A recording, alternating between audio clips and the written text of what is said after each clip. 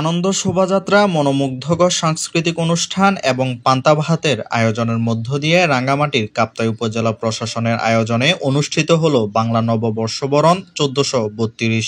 এই উপলক্ষে কাপ্তাই উপজেলার কেন্দ্রীয় শহীদ মিনার চত্বর হতে কাপ্তাই উপজেলা নির্বাহী কর্মকর্তা মোহাম্মদ রুহুল আমিন এর নেতৃত্বে সর্বস্তরের জনগণ, সরকারি বিভিন্ন দপ্তর, রাজনৈতিক, সামাজিক, সাংস্কৃতিক সংগঠনের অংশগ্রহণে একটি বর্ণাঢ্য আনন্দ শোভাযাত্রা বের করা হয়।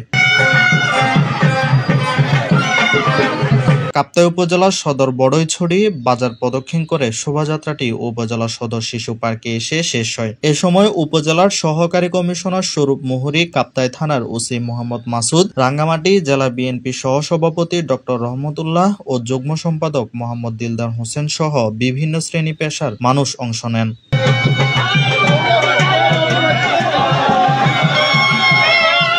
পরে কাপ্তাই উপজেলা শিশু পার্ক চত্বরে গ্রামীণ ঐতিহ্যের তৈরি দৃষ্টিনন্দন মঞ্চে উপজেলা শিল্পকলা একাডেমির শিল্পীদের পরিবেশনায় মনোমুগ্ধকর সাংস্কৃতিক অনুষ্ঠান অনুষ্ঠিত হয়।